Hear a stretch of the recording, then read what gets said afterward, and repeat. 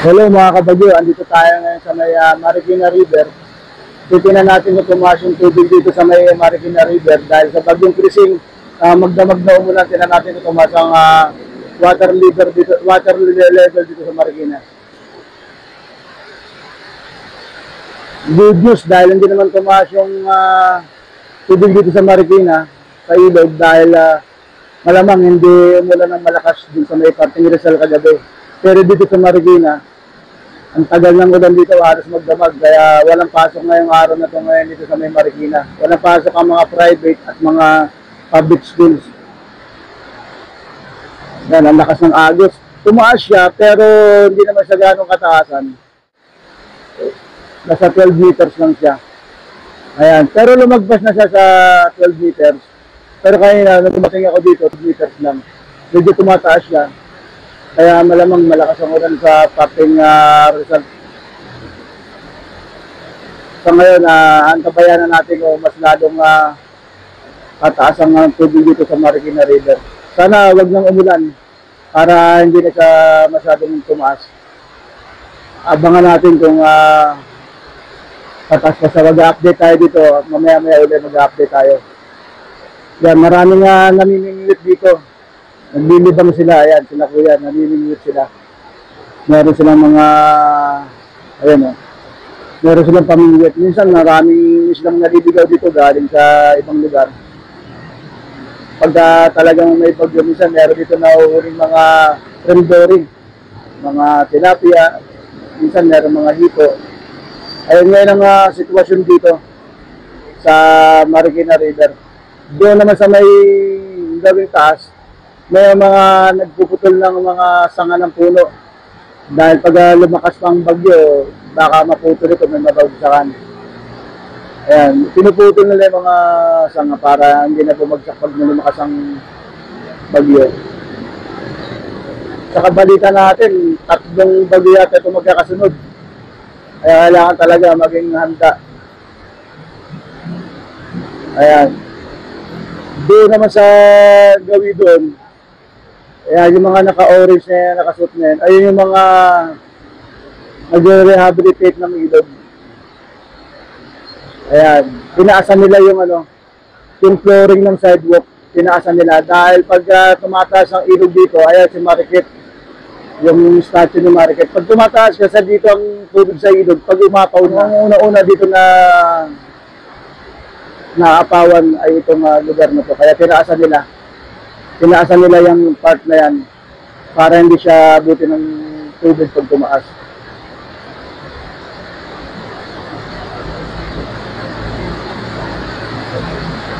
Ang lakas ng current ng ilog ngayon.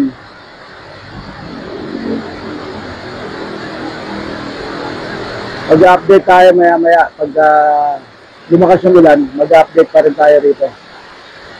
Good news para sa mga Marikenyo dahil talagang kahit umulan na magdamag dito sa Marikina, malamang hindi malakas ang ulan dito sa parting Rizal.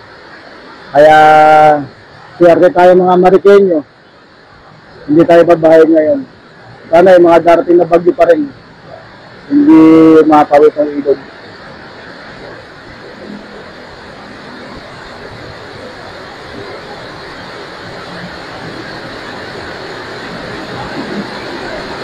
Dito nga sa tabi ko, meron nag-ano dito. May lagyasan baking.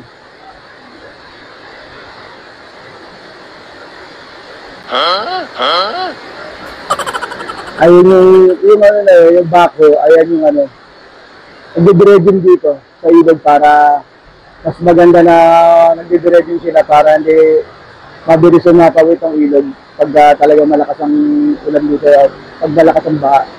Ay malaking tulong talaga dito sa Marikina River ngayon yung pag-dredging ng local government dito.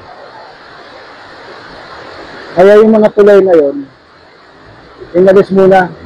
Ay yung mga tulay na inalis muna, patawid sa kabilang pangpang yan, inalis muna. Dahil pag tumaas pa yung ilog na yan, baka matangay. Kaya for the meantime, inalis muna nila. Dahil nung umulan na ng Ulysses, yung baging Ulysses sa Karina, muntik-muntikan ng rin yan dahil sa sobrang taas. Yung kalangitan natin ngayon, madaling pa rin talaga, kaya posibleng uulan na naman pag hindi lilipad sa malayong lugar yan.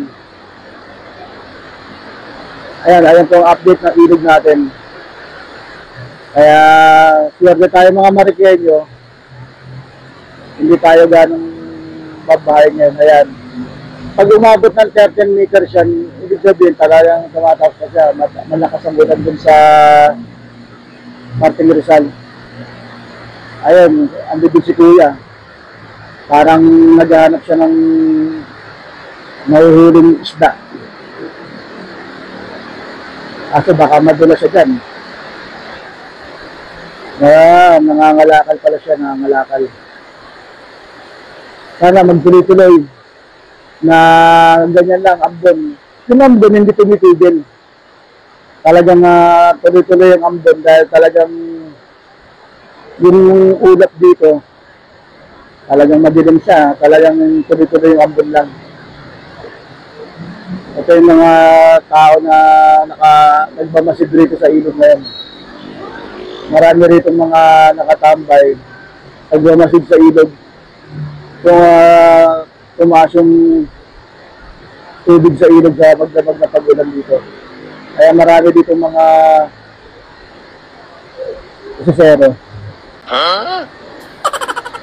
Ayan.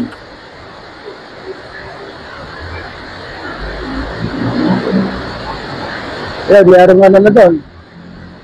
Merong sumakay sa lancha, speedboat. Ayan yung mga rescuer dito eh. Siguro magtitingnan sila ng lugar. Ayan, mga rescuer yan. Siguro may tumawag sa kanila or nagpa-practice lang sila na mag-rescue. Ayan, may mga naminingot talaga. Kasi pag ganito mataas ang tubig dito sa ilog, talagang marami silang mahuhuli mga tilapia dyan. Karpa, hito, ayan, sila po yung mga regular na, mga regular na naminingot dito yan. Ayan, umalis na yung rescuer. Siguro pupunta na sila sa sa gawing lugar doon kung meron silang titignan. Naka-ready na mga rescuer ng Marikina City kung sakaling tumaas na naman itong tubig sa ilog.